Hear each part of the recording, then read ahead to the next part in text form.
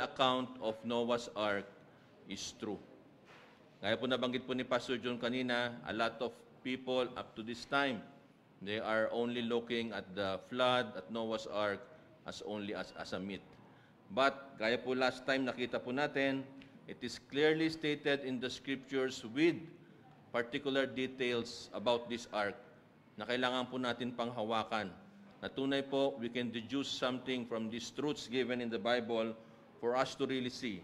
Noah's Ark is true because God's plan of salvation and grace is true in our lives. At ito pa rin po ang memory verse, wherein this verse tells us Jesus Christ is only the way to salvation, and just like Noah's Ark, it has a door, at doon lang po tayo pwedeng pumasok. Only to that way that we can be saved. John 10, verse 9, I am the door. By me, if any man enter in, he shall be saved, and shall go in and out, and find pasture. So last week po, hinati po natin yung lesson. Last week po, we defended the truth about the ark itself. Kung makikita nyo po dyan, medyo maliit po yan, but naalala nyo po, we learned about the size of the ark, we learned about the truth about the ark, diba? Napakarami pong bagay, gawa siya sa kahoy, diba? Yung size niya, it is the size of a cargo ship, malaki siya, diba? Iisang door, may window na maliit, may 3 floors, merong ginawang patch, may ginawang pitch para i-cover yan, okay? All of these things, okay? Marami tayong napag-aralan. We learned that it's not a rectangular shaped box. It is like a ship talaga. But the most important truth, okay? Whatever it is that we have learned from the Bible, whatever it is that they are trying to say na hindi totoo, we lean unto this. Genesis 7:18, the waters prevailed and increased greatly on the earth, and the ark floated on the face of the waters. This is the truth that we defended last week. Yes, may baha. Okay? Maraming baha nung nakaraang linggo. Okay? Very sorry, very sad to see people experiencing flood the whole week, even at this time. Even at this time, meron pa rin pong binabaha. But then again, the flood that we are seeing in the news, they are a local flood. Okay? What happened during Noah's time was not a local flood, it is a global flood. Imagine a global flood. Kung merong social media noon, di ba? What can you see? The whole earth is in flood. Okay? But indeed, even if it was a massive flood, look at what verse 7:18 says. And the ark floated on the face of the waters. So ano man yung kine-question nila, nagawa lang yan sa kahoy, maliit yan para makasurvive ng global flood. Iisa lang ang ganito, yung covering niyan, hindi yan masusustain. We lean on this.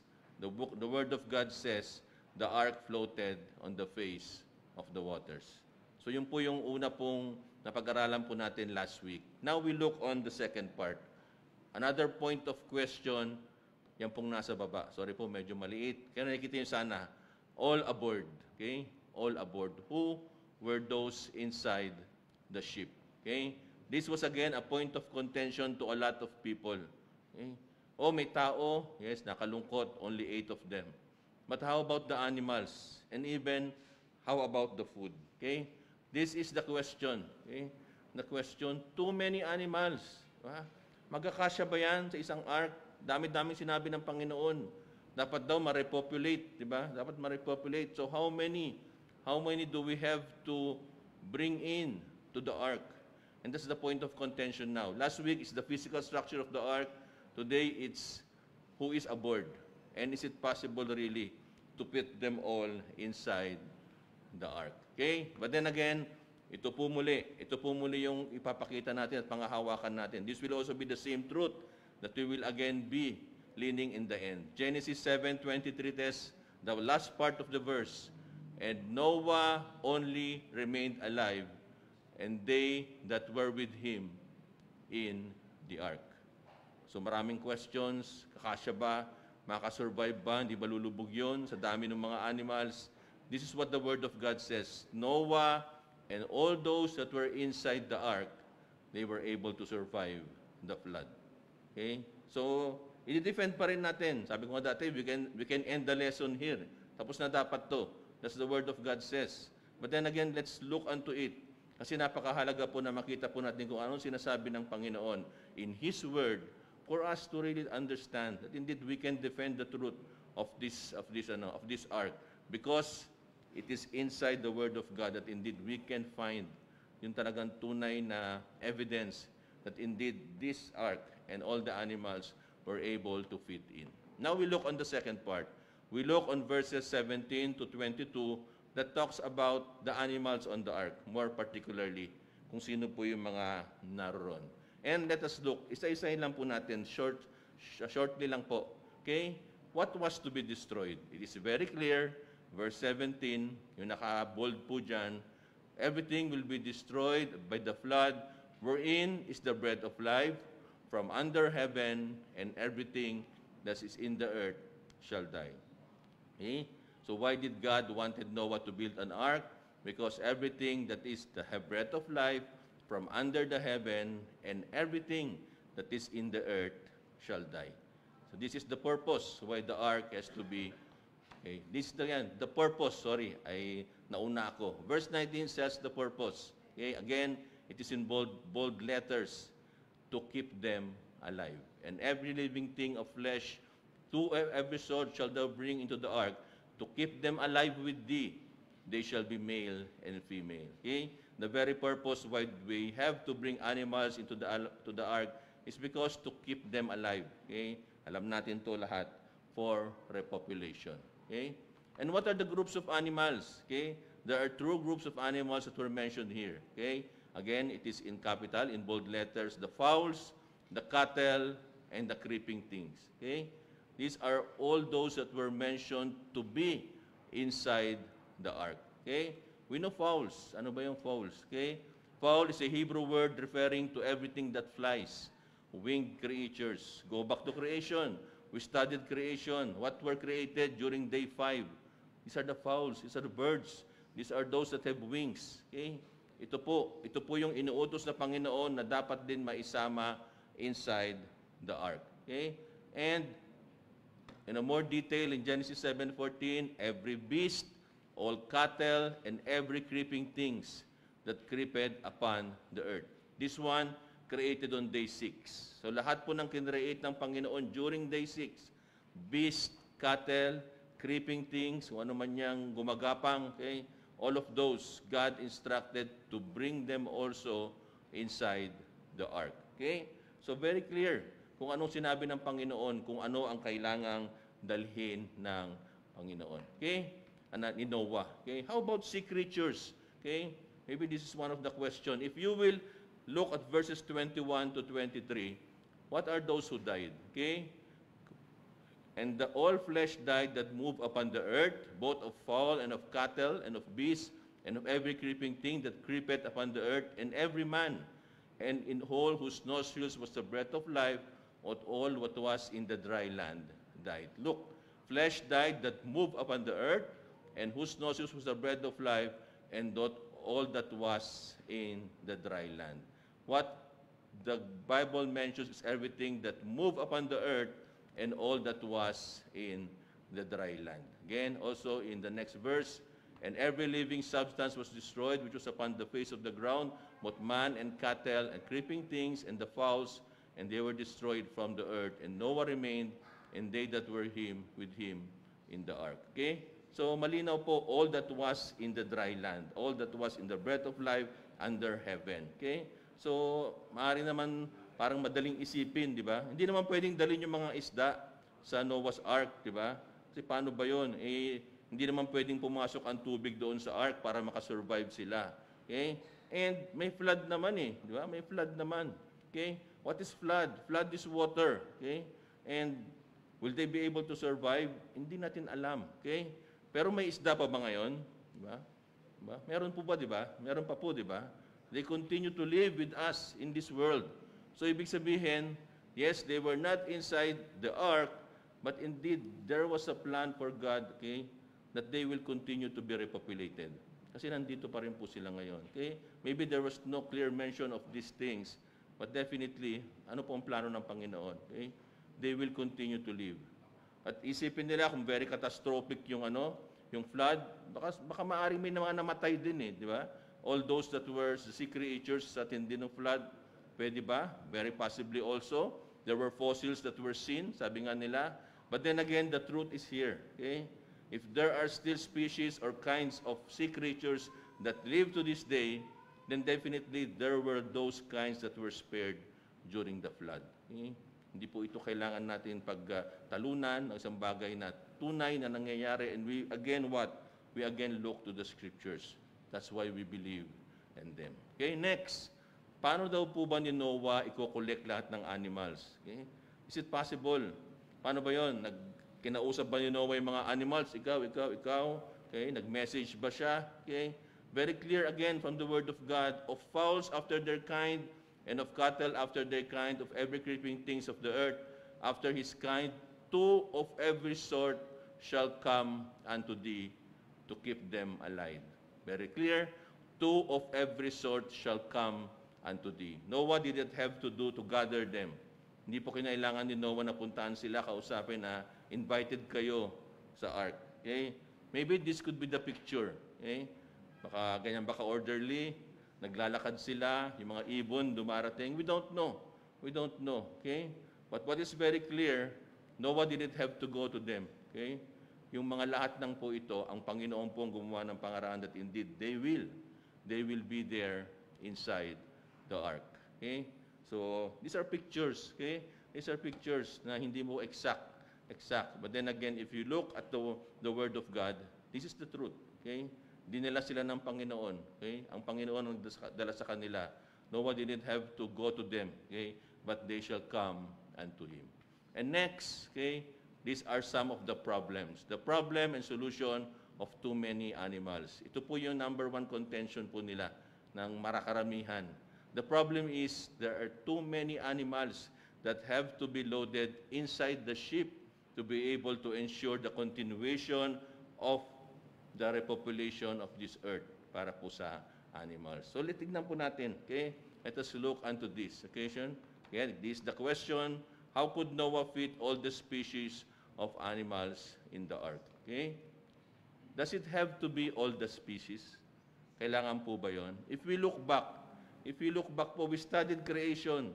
Dito po sa Sunday School, paulit-ulit tayo nag-aral ng creation. And there is one word that is always repeated by God every time He created something. Okay? Gayahin ko si Brother Perry. Kung meron lang po nakaalala, it starts with letter K. It's not the species. What was mentioned is an animal after its own kind. It's not the species. It's the kind. Okay? At malina, look at verse in the first chapter of Genesis. After his kind, after their kind, how many times was it mentioned? 10 times. Okay? Paulit-ulit po. Kind. It's the kind. No mention of species. And in Hebrew word for kind equates in most instances to the family level of classification. Okay? When you talk of kind here, and you talk of a Hebrew word, okay, in all the studies, most instances it equates to the word family. Okay? The family. So we talk here of animals. Okay? Diba? Yung kind. Sino po may dog dito? Pag isa-isahin ko kayo, iba-ibang dogs nyo, di po ba? Most likely will come up of how many species of dogs. Okay? But remember, when you talk of kinds, when you talk of family, there is only one family of dogs. Diba? There's only one family of dogs. And what do you call them? Dogs. Okay? They're still dogs. Okay? Diba? Isa lang po yan. Isang pamilya po yan. They are still dogs. Ano man yan. Okay? And tignan po natin yung sinabi sa 6:20, 2 of every kind shall come to you to keep them alive. 2 lang? 2 lang pala sabi ng Panginoon eh. To be able to repopulate, there should only be 2 of every kind. Eh, ang dami. Ang daming species. Okay? That is why we look to kind as family. Look at this example. Hindi ko mabasa. Okay? The origin of the domestic dog from wolves has been established. Okay? Wolves, pag ang dogs daw ay pwedeng nanggaling, okay, from the family of wolves. They examined the mitochondrial DNA sequence variation among 654 domestic dogs representing all major dog populations worldwide, suggesting a common origin from a single gene pool for all dog populations. Okay? So para maintindihan pa po natin, look at this example. Okay? Di po ba? Yan po yung dalawang wolves. Okay? Sa taas. Okay? Alam niyo po nung kinreate ng Panginoon, lahat po ng animals. Okay? This may be again the contention kung bakit sabi nila biology cannot explain it. Okay? Look at the big A, small a, big B, small b, capital C, small c. Kulang pa po yan. But when God created all the animals, God put in so many information in all of them. So yung genes na sinasabi po natin dyan sa wolves na yan, napakarami niyan. Okay? Who are we to question God of what He can do? Magre-repopulate ako coming only from 2. So God had to make sure that indeed all the gene information should be on the 2 kinds that will come in to the ark. Kaya nga po tignan nyo, there are other dogs that came from these 2 wolves. At ano pong bit-bit nila? It's the variation. Some has both capital A, some has both capital and small b, some has all capital A, at marami pa po.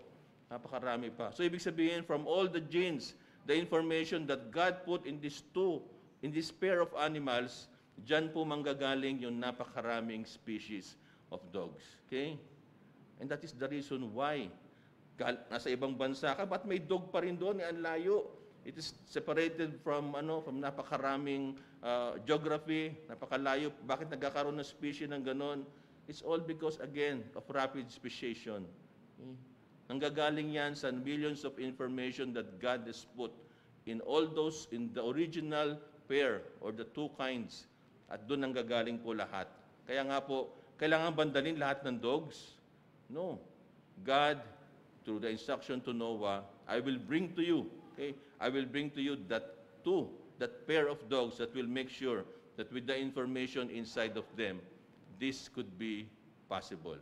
Rapid speciation. During creation, God placed a huge amount of information within each created kind, allowing them to diversify into a myriad of animals that we see today.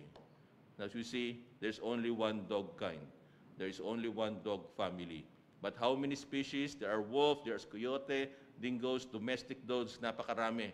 Name it, whatever dog you have, they all came from what? Those pair of animals that God has brought inside the ark. At yung information na yan na nanggaling doon, yan po ang dahilan kung bakit dumami. So that answers one of the questions, di ba? Hindi pala kailangan dalhin lahat ng animals na kailangan meron kang, mga aso nyo, Shih Tzu, di ba? Meron kang mga corgi, mga ganon, di ba? Gandang aso, di ba? No need. No need to bring them all there. Kaya siguradong magkakasya. Okay? And to add lang po, no, there's a mention of a kind, not 2 lang of every kind. But in Genesis 7:2-3, of every clean beast, thou shalt take to thee by 7s, the male and his female, and of beasts that are not clean. By 2, the male and his female. Of fowls also to the air, by 7s, the male and female, to keep seed alive upon the face of all the earth. Why the mention of 7? At parang nabago. Di ba? 2 lang of every kind. Okay? But if you look, again, we look to the Bible, ano ang purpose? Of every clean beast, thou shalt take thee by 7s. Okay? In Genesis 8:20, it says, And Noah builded an altar unto the Lord, and took of every clean beast, and of every clean fowl, and offered burnt offerings unto the Lord. The purpose, while there's a mention of bringing 7 pairs, is because after the flood, they offered what? Clean beast. Clean beast. So again, nag-contest na naman, ang gulo. Sabi 2 lang, ngayon 7. Bakit? Para saan yung 7? It's very clear. Okay? The clean beast of every clean fowl, and offered them as burnt offerings unto the Lord. We cannot offer an unclean animal to the Lord. And that is part of it. Kaya dinala yan. Because Noah, after the flood, will offer a clean beast. And also, every moving thing that liveth shall be meat for you, even as the green herb have I given you all things. Tandaan po natin during creation, the instruction of God, anong kakainin ng tao, even animals? Only the green herb, mga plants, di po ba? But after the flood, there was this instruction of every moving thing that liveth shall be meat for you. This is the purpose of the clean beasts and the clean animals. They are also served for the purpose of food, para na po both sa tao at para po sa animals. So again, we see the Bible defending itself talaga. Yun po yung reason. Questions, bakit daw 2, naging 7, okay? This is the reason, napakalinaw po. You can see it from the Bible itself. Why there has to be these truths mentioned. Okay? Next po, ang sabi naman nila, ito po yung question na to. Okay? The dinosaur. Magkakasya ba yung dinosaur sa sheep? Di ba? Pwede bang ganyan? Di ba? Ganyan, sasabihin ng, umurong ka, wala nang pwesto. Laki mo eh. Di ba? Is that the truth? Again, we see this truth. Okay? Okay? Kung magdadala po tayo ng animals, okay? Just in the same logic lang po ng asin, no? Pero again, we look to God, okay? Smaller animals and perhaps juveniles, okay? Malinaw naman po eh. Hindi naman po yung dinosaur na ganong kalaki ang kailangan mong dalhin. Sabi nga po nila, you can see, nasa slide ko ba yun? The average size of large dinosaurs was about the size of a modern bison, American buffalo. So, ibig sabihin po, hindi naman kailangan magdala ng napakalaking dinosaur. Okay? There's already that large dinosaur the size of an American buffalo, and the average of smaller dinosaurs was about the size of a large sheep. Okay? So, hindi naman po ganun kalaki. Ang Panginoon nga nagdala eh. Okay? So, kailangan pong magdala ng animals doon sa ark. Hindi po yung pinakamalalaki. Okay? The smaller ones. And, ano po yung isang binanggit? Juveniles. What is juvenile? Sabihin po yung mga bata. Okay, again, remember, the purpose of bringing them to the ark is for them to repopulate. Okay, di ba? Magdadala ka ba ng senior citizen? Ba? Siyempre hindi, di ba? Okay? Siyempre, pipiliin ng Panginoon. Sorry po, wala pong ano yun. Wala pong ano. Magsashalom na po ako next year. Shalom na ako next year, okay? So, no offense, okay? But the purpose is, who can repopulate? Di ba? Who can repopulate? The younger ones, di ba? The younger ones. Okay?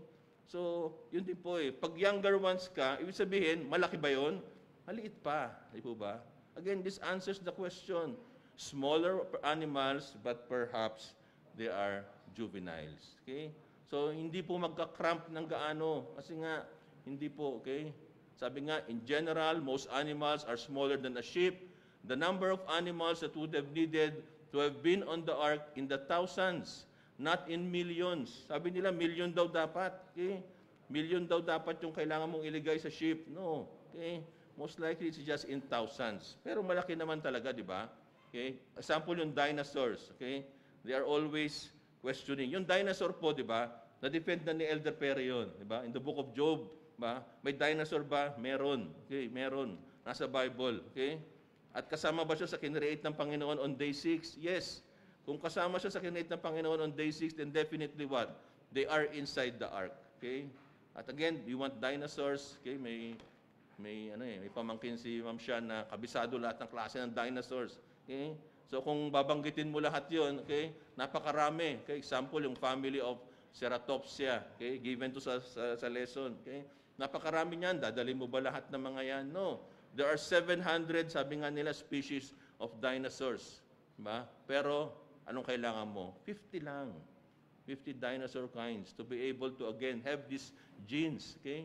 Wala na sila ngayon eh. You will not see them. Okay? But indeed, the truth is they are inside the ark.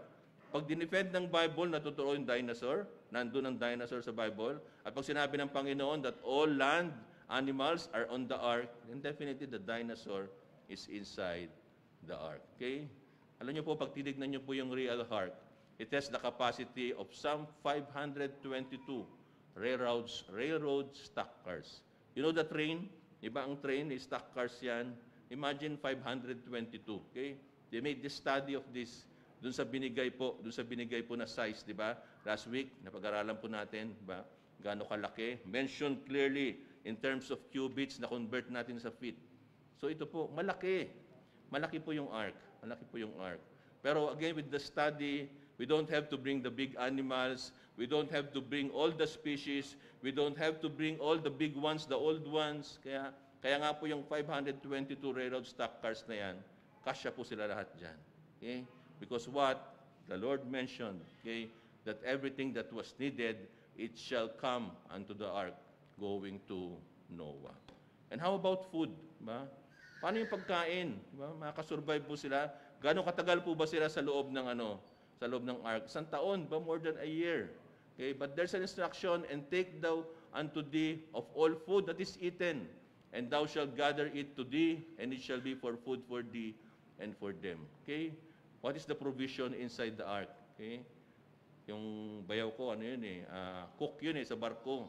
So, dati tinatanong ko siya, Kuya, nagkakasya yung provision nyo sa barko. Minsan ang biyahe nyo, ganito, ang layo.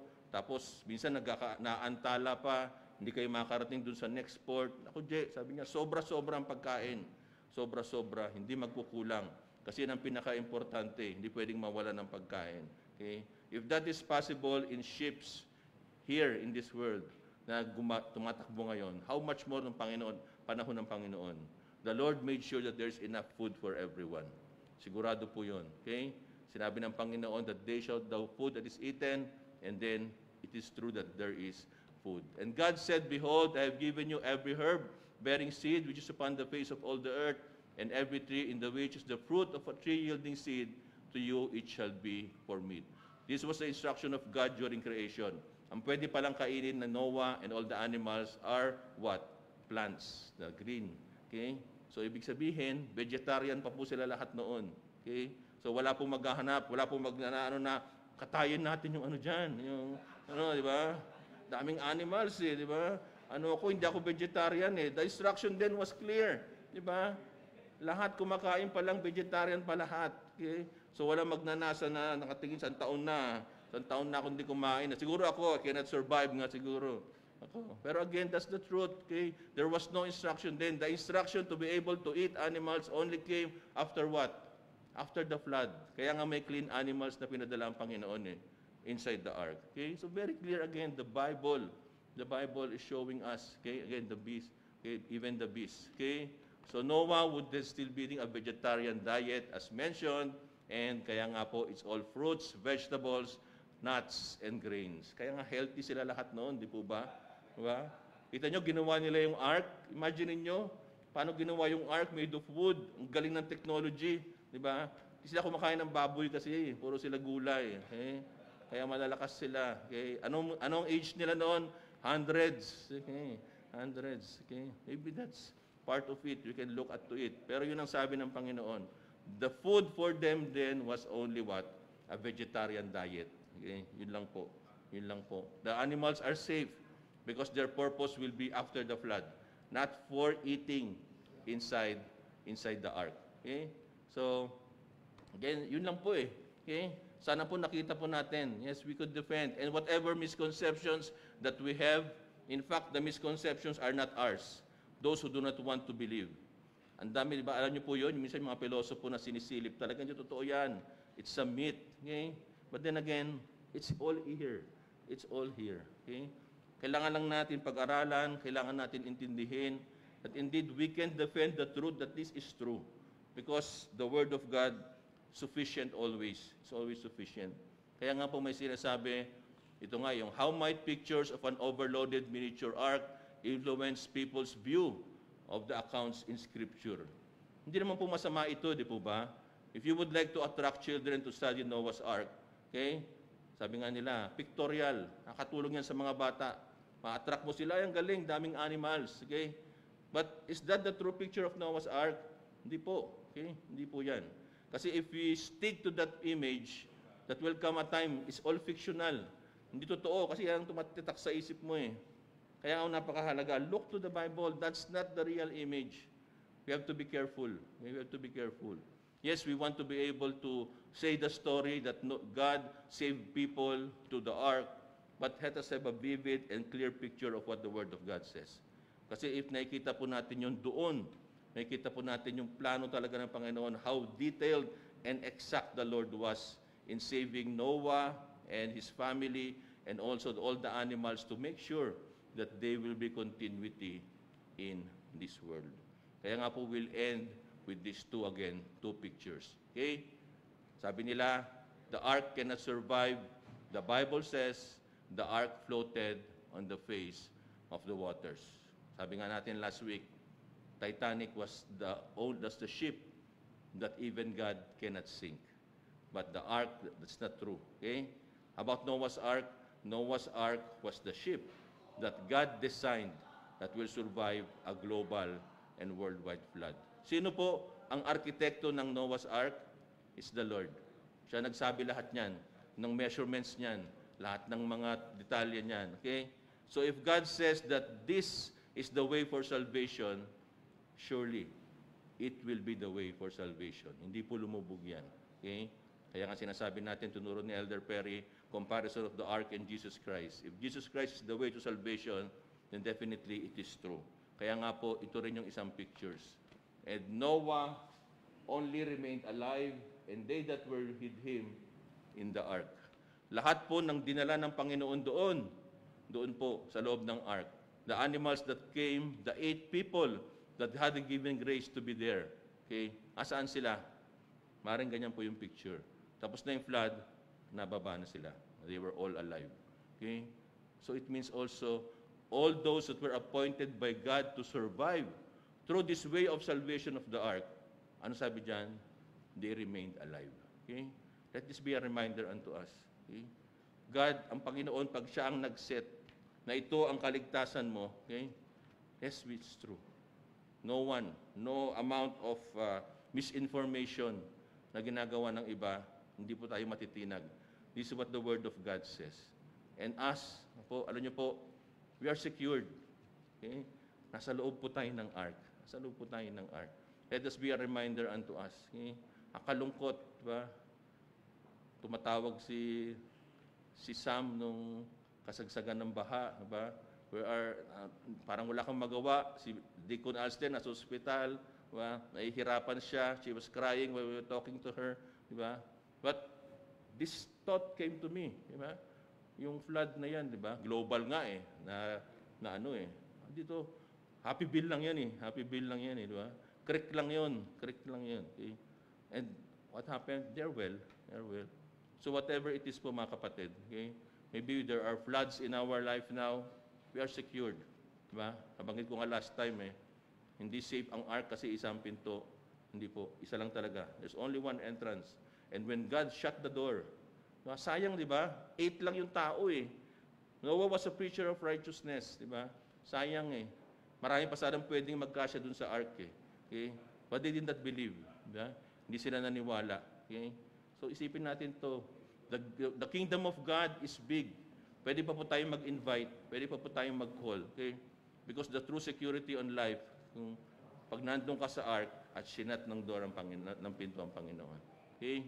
So again, malapit tayong matapos ito po sa Noah's Ark But this be a reminder unto us. You need security. You want security. Look for security in God's way. God's way. Because through God's way of salvation, that is true, that is eternal, and that is safe, the most safe. Let's pray. Dakilang Diyos, mahal naming Ama, salamat po, Panginoon. Truly, Lord, we know, the truth of your way of salvation ay tunay pong nakataga, Panginoon, sa katotohanan. Panginoon. Lord, help us to see how indeed Noah and his family found grace, Panginoon, to be saved. Kami rin po, Panginoon, truly, it is only true by grace that we are part of your family, Panginoon. Thank you, Lord, for the security. Thank you, Lord, for the truth. And help us, Lord, that indeed we could send this truth to others, Panginoon. That indeed there is a ways of salvation that you have set that is true and always true eternally in our lives. Thank you, Lord. All this we pray in Jesus' name. Amen. So, thank you po. Next week po, ang topic naman ay Ice Age. Ice Age naman po. I believe that's the last topic. Okay, thank you po. Maraming salamat po.